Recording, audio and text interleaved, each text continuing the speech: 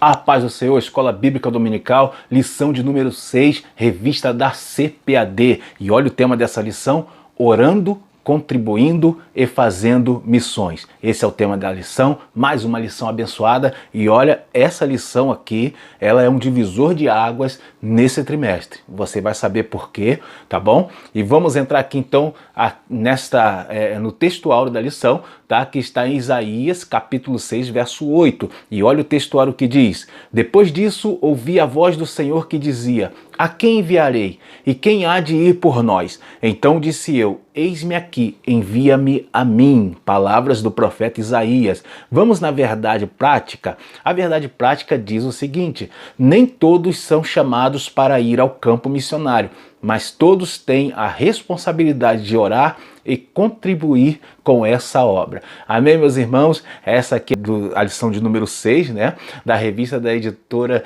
CPAD. Você com certeza não vai se arrepender de apreciar mais uma lição abençoada. Não se esqueça de deixar o seu like aí no nosso vídeo, tá? Abençoe essa obra aí, compartilhe esse conteúdo, deixa um comentário, que eu vou estar respondendo a todos os comentários.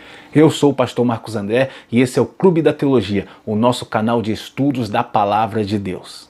Introdução, vou ler o primeiro parágrafo da introdução que diz assim, ó: ide por todo mundo pregar o evangelho a toda criatura. Essa passagem bíblica e outras referências ao longo do Novo Testamento mostram que a prioridade da igreja do Senhor Jesus Cristo é com a evangelização do mundo. Bom, a gente já sabe de antemão, nós sabemos que Deus, o propósito do Senhor é que o evangelho salve todas as pessoas. Esse é o grande propósito de Deus, né? Que todas as pessoas sejam salvas. O desejo do coração de Deus é esse. Mas para que isso aconteça, o evangelho tem que ser levado até as pessoas, porque as pessoas não vão vir até a igreja. Dificilmente alguém vai fazer isso. Mas o evangelho precisa ser levado a todas as pessoas. E como que vai ser isso? Nós temos que ir, né? Temos que levar esse evangelho. Por isso a gente entende que o grande propósito de Deus é a obra de missões, tá bom? Vou ler o segundo parágrafo aqui. Ele diz assim, ó: esse compromisso com o chamado à evangelização mundial exige 3 ações distintas: orar, contribuir e ir, exercer o chamado. Assim estudaremos essas 3 ações dentro do contexto da necessidade missionária, tá bom? Então aqui a lição ela vai mostrar que todos nós podemos trabalhar em missões, tá? Isso aqui é o que a lição vai nos mostrar, tá bom? A pessoa pode, assim, nunca ter ido ao campo missionário, ou talvez nunca vá ao campo missionário, mas todo crente, ele pode ser um trabalhador da obra missionária. A lição vai mostrar isso daqui. Ela vai passar das 3 formas de se fazer missões, né? Esse aqui é o grande propósito dessa lição, mostrar as 3 formas básicas de se fazer missões, tá? Orando, contribuindo e indo ao campo. Cada tópico aí vai falar de uma dessas formas. Amém, meus irmãos? Tá? Vai ficar na descrição desse vídeo o link para você conhecer o nosso trabalho, o nosso blog Clube da Teologia, o conteúdo que está disponível lá, também o subsídio que eu coloco lá semanalmente para cada lição, tá bom? E também você que quiser conhecer o meu trabalho, né, os meus 2 livros publicados, tá? O Maior Milagre de Jesus e Livro das Obras com Texto. Tópico primeiro, o tema desse tópico é orando pela causa de missões. Então vamos falar a primeira forma aí, né, de se fazer missões, é orando. O primeiro subtópico, ele diz assim o tema: a importância da oração na obra missionária. Vou ler o primeiro parágrafo que diz: embora considerado um gigante na fé, o apóstolo Paulo não dispensava as orações das igrejas, pois possuía profundo senso de necessidade dessa disciplina espiritual, tá? Então a gente vai ver o apóstolo Paulo solicitando orações, tá, às igrejas.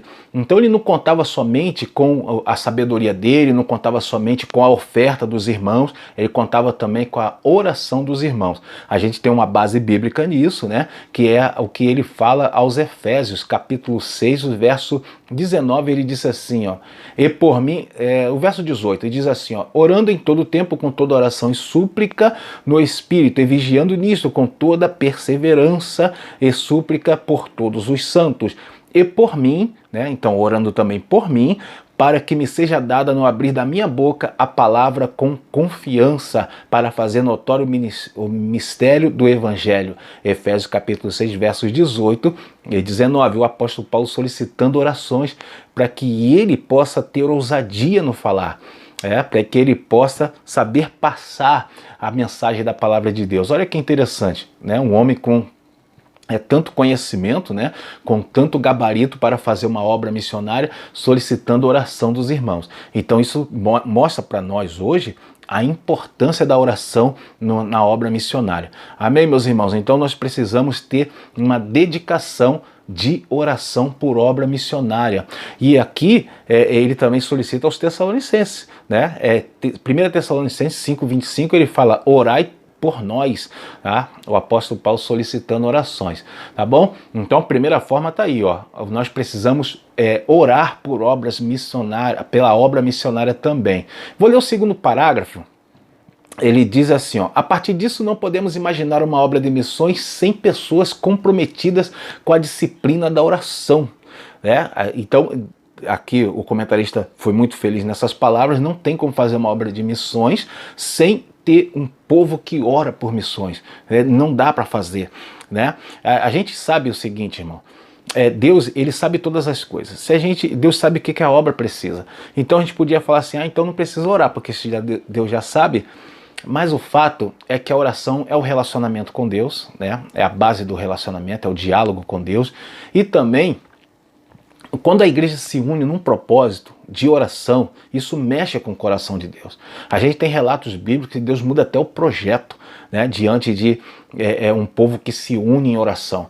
Deus, ele faz maravilhas com isso, tá? Então a gente vai ver aqui já nos próximos subtópicos duas finalidades, né, de ter um ministério de oração. Duas finalidades, a gente vai passar no subtópico 2 ou 3, tá bom? Então, desde de antemão, a gente já tem isso, a necessidade de ter um ministério de oração por missões. Vamos para o segundo subtópico aí? O tema do segundo subtópico é interceder. Tá? A gente vai ver aí duas finalidades. A primeira delas aí, ó, interceder. Vou ler aqui o primeiro parágrafo, que diz assim, ó: devemos orar para que as portas do Evangelho sejam abertas, orar para que os corações das pessoas se abram à mensagem de salvação, que os missionários tenham ousadia para testemunhar e pregar o Evangelho, a fim de que a palavra de Deus seja propagada. Tá? A gente vai ver aqui que quando se faz obra de missões, existem muitas situações que acontecem. Então, lá no campo missionário, muitas situações. E a gente precisa que Deus faça o impossível, né? Que Deus, ele opere ali milagres, opere sinais, tá? Naquelas nações aonde o povo vai estar ali ministrando a palavra de Deus, vai estar fazendo obra missionária.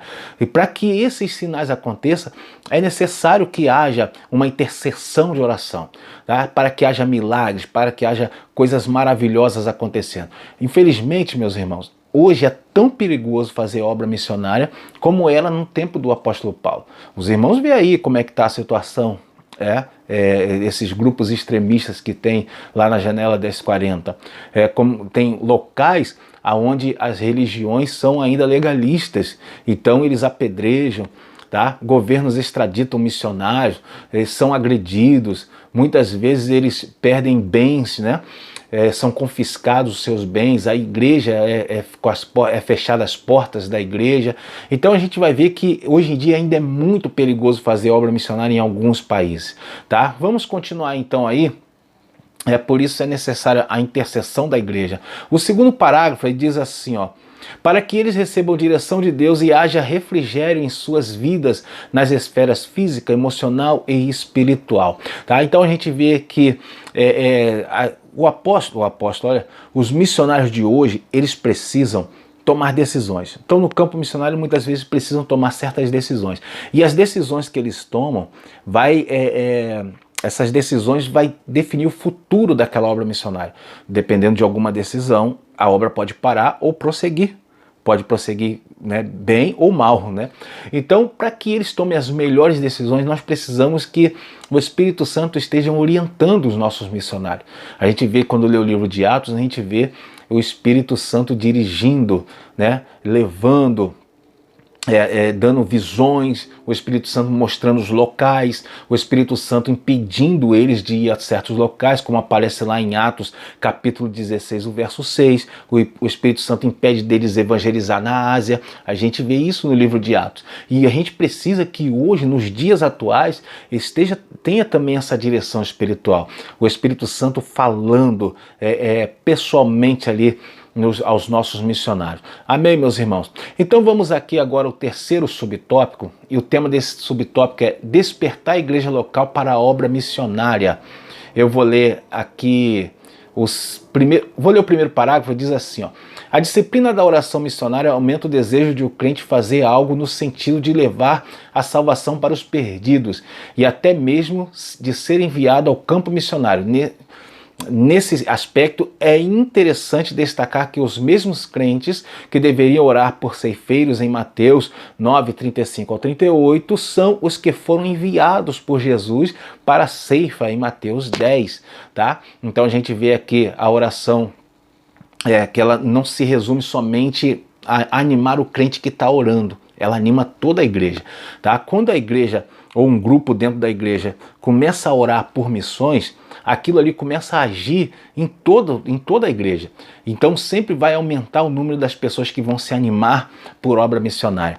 É muito interessante isso, tá? Quando a igreja ela estabelece um propósito de oração por missões, o próprio povo que está ali, daquele povo ali mesmo é que o Senhor vai levantar os trabalhadores para a obra missionária. A gente viu isso aí na leitura aqui que eu fiz com os irmãos. A gente viu que Jesus ele mandou para que eles orassem para que Deus enviasse trabalhadores para a obra, e logo em seguida o próprio Senhor Jesus envia eles para aquela obra. Então esse mesmo processo acontece hoje. Quando a igreja se desperta para a oração, do próprio meio daqueles irmãos que estão orando, é que Deus começa a levantar os cooperadores, começa a levantar os intercessores e começa a levantar os que vão ao campo missionário. Muito interessante isso daqui, né? Todo esse processo se repete nos dias atuais. Amém? Vamos continuar então aqui.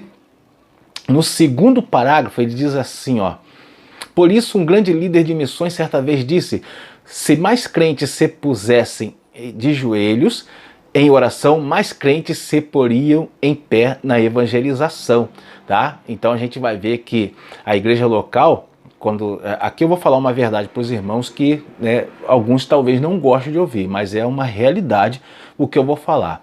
Se a igreja local ela só ficar focada em festividades, só ficar focada em encontros, em outras atividades que é própria para animar o povo de Deus ali daquela igreja, ela não vai estar fazendo a vontade plena do Senhor. Ela não vai estar... Qual é a plena vontade de Deus? É que nós vamos fazer missões. Essa é a plena vontade do Senhor. E aqui a gente vai falar nessa lição ainda que missões se faz de várias formas, né? E a evangelização, o ID, ela tem 3 aspectos básicos fundamentais que eu vou falar aqui também para os irmãos. Então a gente precisa entender que nós, como igreja, não podemos focar somente em atividades para os nossos irmãos da igreja. Precisamos ir buscar as almas, trabalhos de evangelismo. Eu vou falar tudo isso aqui mais à frente, tá bom? Vamos passar aqui que a gente vai comentar isso mais profundamente ainda. Tópico 2, o tema do tópico 2 é contribuindo para missões. Olha o primeiro subtópico, o sustento dos missionários. Então agora a gente vai entrar naquela parte de contribuir com finanças, tá? Vou ler o primeiro parágrafo desse subtópico, diz assim, ó: com base nas leis do Antigo Testamento, quando Deus ordenou que os sacerdotes e levitas deveriam ser sustentados por meio das ofertas das pessoas, o apóstolo Paulo instruiu os coríntios. Assim ordenou também o Senhor aos que pregam o evangelho, que vivam do evangelho. Então a gente vê Paulo dando a instrução para os coríntios, do que é fazer a obra de Deus. Ele orienta na questão das finanças que aqueles que fazem a obra, eles vivam da obra. De onde Paulo tira essa orientação? Lá do Antigo Testamento, como nós vimos aqui em Levítico, Então a gente vai ver que Paulo, ele sentiu na pele isso daí, que não dá para fazer obra missionária sem o gasto financeiro. Ele viu isso daí, tá? Então ele vai dar essa instrução para que não falte recurso na obra. E aqui que entra cada um de nós. Nós temos responsabilidade também de ajudar no sustento dos missionários que estão no campo. Bom, vou ler aqui o segundo parágrafo, tem algo interessante aqui. Ele diz assim, ó: o nosso Senhor ensinou acerca desse mesmo princípio no Evangelho de Mateus. Em Filipenses 4, do 10 ao 20, encontramos ensinamentos importantes acerca do modo como os primeiros missionários receberam apoio financeiro. Então a gente vai ver que é bíblico o apoio financeiro à obra missionária. É bíblico isso aqui, a Bíblia, ela está sempre reforçando isso aqui, tá bom? A gente vai ver que Jesus, ele ensina, Paulo reforça aquele argumento de que o obreiro, ele é digno do seu salário, tá? Ele deve viver da obra, ele deve ser sustentado por aquela obra, tá? A gente vai ver que tanto Jesus como Paulo, eles tinham muito bom senso, tá? Então não é somente a igreja nós ajudarmos, o missionário também que está no campo, ele também vai ter aí o seu bom senso para fazer aquela obra. Bom, interessante, que bom senso é esse que eu quero dizer, né, que eu estou mencionando aqui? Paulo, ele cuidava para não ser pesado aos irmãos. Esse é o bom senso ao qual eu me refiro, né? Ele buscava não ser pesado para os irmãos, ele não era dispendioso. A gente vê, ó, 2 Tessalonicenses, capítulo 3, verso 8, o apóstolo Paulo fala assim, ó: nem de graça comemos o pão de homem algum, mas com trabalho e fadiga, trabalhando noite e dia, para não sermos pesados a nenhum de vós. Tá? Paulo está falando, ó, nós trabalhamos para a gente não ficar gastando aí, né, sendo dispendioso para vocês, ser pesado financeiramente para vocês. Paulo está afirmando isso daqui, tá? Eu vou ler aqui o terceiro parágrafo, tem algo interessante aqui no terceiro parágrafo, diz assim, ó: após ter deixado a cidade de Filipos, o apóstolo Paulo foi a Tessalônica para pregar o evangelho e os filipenses enviaram apoio financeiro e material para o apóstolo. Tá? Então, interessante aqui eu vou entrar numa seara muito interessante. O apóstolo Paulo, ele chega a afirmar que ele estava suprido, ele estava bem suprido. Ele chega a dizer para eles que ele estava tranquilo financeiramente. E a gente vai ver que dificilmente alguém faz isso hoje, né? Por quê?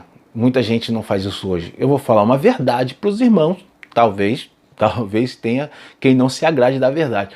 Muita gente hoje, infelizmente, está querendo ficar rico com a obra de Deus. Muita gente hoje. Muitos que cantam, muitos que pregam e muitos que fazem missões. Infelizmente, estão visualizando riqueza, ficarem ricos à custa da obra missionária.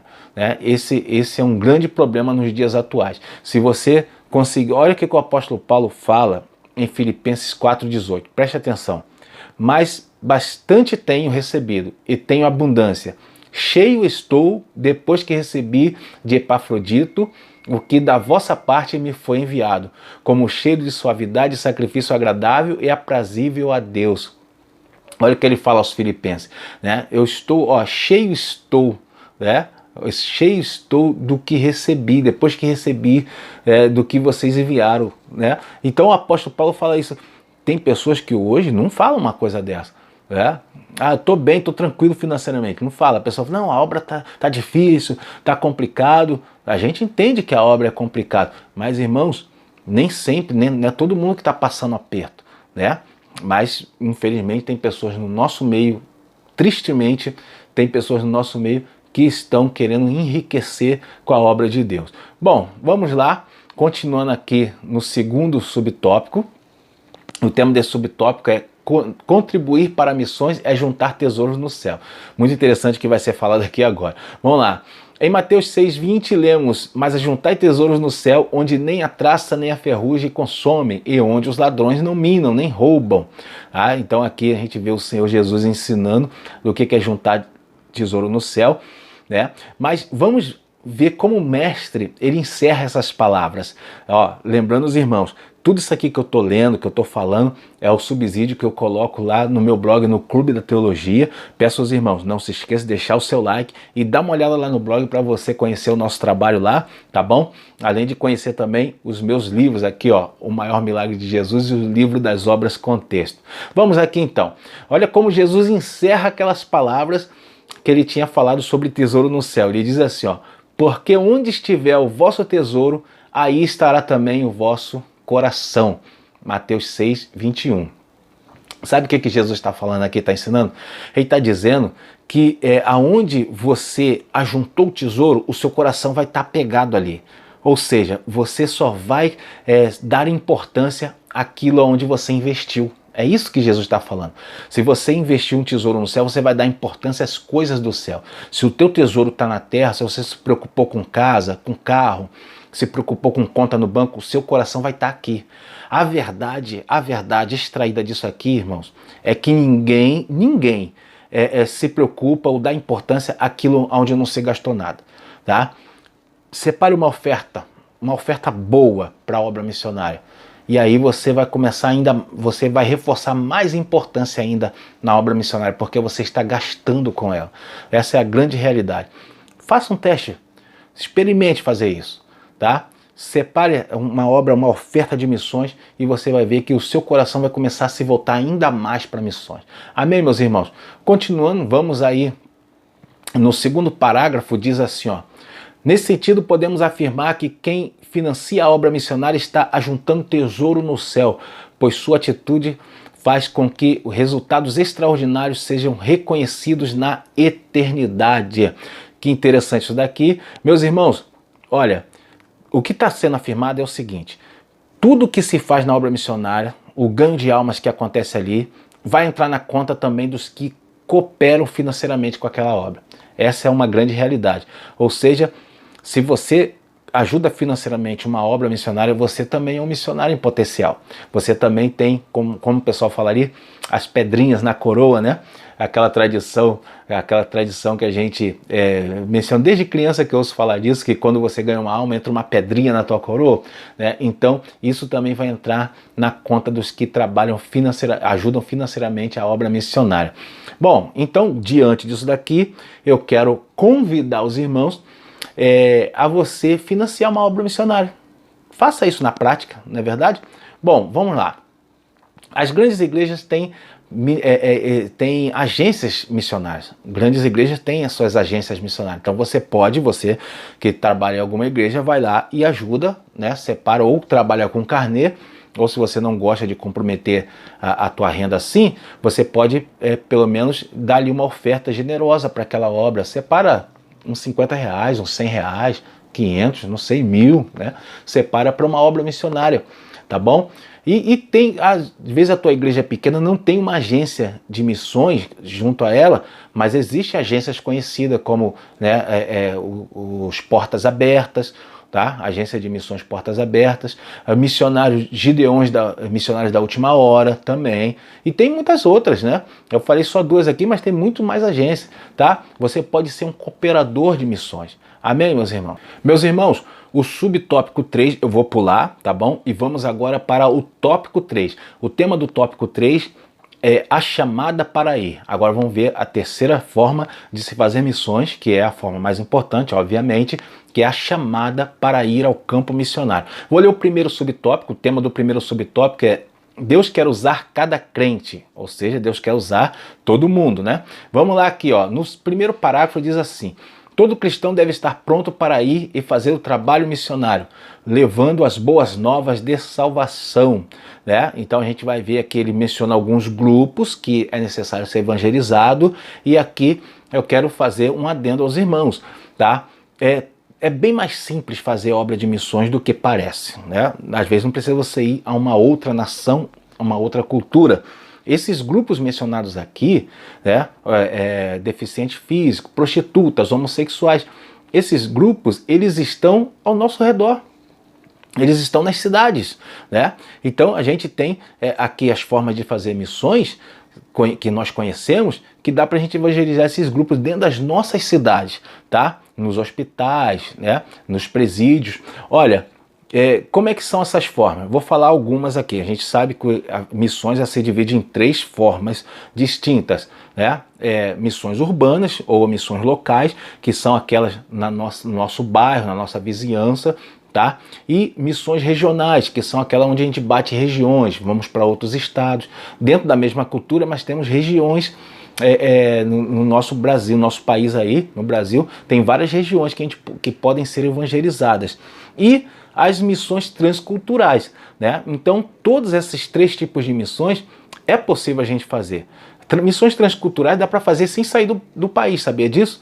Tem tribos indígenas dentro do nosso país, são outras culturas, né? Muito interessante. Então a gente cada crente pode se disponibilizar para a chamada de missões. Bom, vou aqui no segundo parágrafo, diz assim: Deus deseja usar a igreja em todos os lugares, hospitais, presídios, albergues, ilhas, aldeias indígenas, vilas, cidades, campos, praças, eventos em massa, individual, etc. Assim, para pregar o evangelho, o Senhor não enviará anjos. E eu vou parar aqui. O Senhor não enviará anjos, né? Ou seja, Deus vai enviar alguém que vive aquela situação que a pessoa passa. Vou dar um exemplo. Se vai um anjo para evangelizar, se fosse um anjo para evangelizar, as pessoas iam entender, não, para tu é fácil, você é um anjo, né? Mas vem viver o que eu estou vivendo para você ver se é possível. Aí sim, para Deus evangelizar pessoas, Ele usa pessoas que já passaram por aquelas situações. Né? Evangelizar um homossexual, nada melhor do que alguém que já viveu na homossexualidade. Evangelizar uma prostituta, uma ex-prostituta. Evangelizar um desviado, alguém que também já passou por aquilo ali. Irmãos, essa é a melhor forma. Claro que isso não é uma regra, né? Não é uma regra. Dá para uma pessoa, qualquer um pode evangelizar, tá? Mas quando a pessoa é evangelizada por alguém que já passou pelo que ela está passando, ela se sente mais confortada. Ela, no subconsciente dela, a mensagem é passada assim: poxa, se ele venceu, eu também posso vencer. A pessoa que evangeliza tem mais argumento para falar, não é verdade? Por isso que Deus não enviou anjo, por isso que Ele envia a igreja. Amém, meus irmãos? Vamos aqui no segundo subtópico. No segundo subtópico, o tema é a chamada missionária. E eu vou ler aqui. Esse eu nem vou ler, esse eu vou só explicar. Aqui fala que alguns irmãos, como Jonas, né, como Isaías, como Jeremias, eles receberam uma chamada específica, uma chamada missionária. A gente entende que esses irmãos, né, eles não exerceram o livre-arbítrio, a maioria deles. Por quê? O livre-arbítrio é para a salvação. A partir do momento que a pessoa tem uma chamada de Deus, ele é escolhido para uma obra, eles não exercem livre-arbítrio. Reparou isso? Vai no caso de Jonas. Jonas não queria ir para Nínive, mas Deus fez um rebuliço e ele teve que ir. Não é verdade?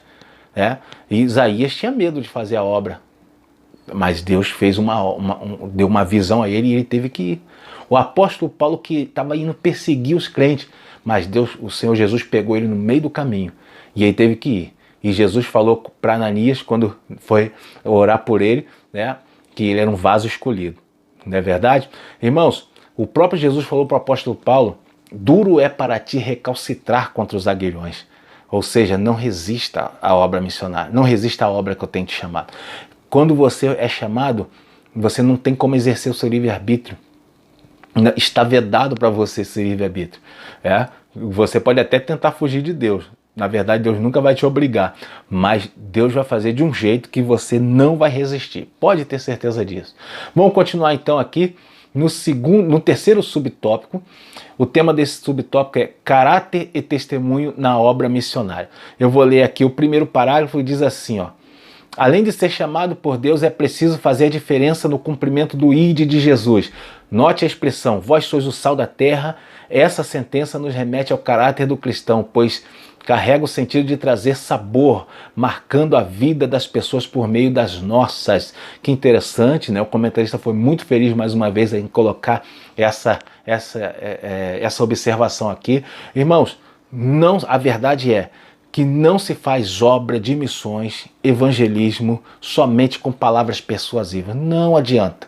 Não, tem que ter mais duas coisas aqui. Mais duas coisas. Demonstração de sinais, mas principalmente demonstração de um caráter, né? As pessoas a quem a gente evangeliza têm que ver exemplo em nós. Tem que ver que a gente tem algo diferente e elas também podem receber essa diferença também na vida delas. Amém, meus irmãos? Eu já estou até elaborando uma teoria aqui, né? 3 coisas fundamentais para se fazer obras de missões: palavra, né? Aí vem mais o quê? Sinais, prodígios, né? Maravilhas, e caráter, né? Sendo o sal da terra e a luz do mundo. Amém? Se você descobrir mais coisas aí para colocar na nossa regra básica de missões, pode deixar aí no comentário. vai ser muito bem-vindo. Bom, vamos aqui no quarto subtópico para fechar. E aqui fala o perfil do vocacionado, tá? Eu vou ler aqui, aqui tem uma série, tem pelo menos várias letras aqui, né? Vários itens do perfil do vocacionado. Eu vou comentar 3, tá? Que é o que eu coloco no meu subsídio. Se der tempo eu comento os 3, mas eu vou comentar alguns aqui, 2 talvez aqui, ou 3. Diz, o primeiro aqui, a letra A, fala assim, ó. Ser escolhido por Deus é uma parte do perfil, tá? Então a gente vai ver que nem todos vão ser escolhidos para aquela obra, né? O apóstolo Paulo, o Senhor mostra que ele era um vaso escolhido, como está lá em Atos capítulo 9, verso 15, né? Deus fala para Ananias que o apóstolo Paulo era um vaso escolhido, então não é qualquer pessoa que vai fazer certas obras, tá bom? Porque Deus sabe, irmão, quem vai resistir, Deus sabe quem vai suportar, Deus sabe quem vai ser bênção, Deus sabe. Então, Deus é quem escolhe. Amém? Então, o primeiro perfil aqui, ó, é ser de um vocacionado, é ser escolhido por Deus. Outra aqui, a letra B fala, ó, não ser neófito, ou seja, não ser inexperiente, não ser um aprendiz. Você está começando a sua vida na igreja, você não deve sair ao campo missionário assim, não é desse jeito, não funciona dessa forma, né?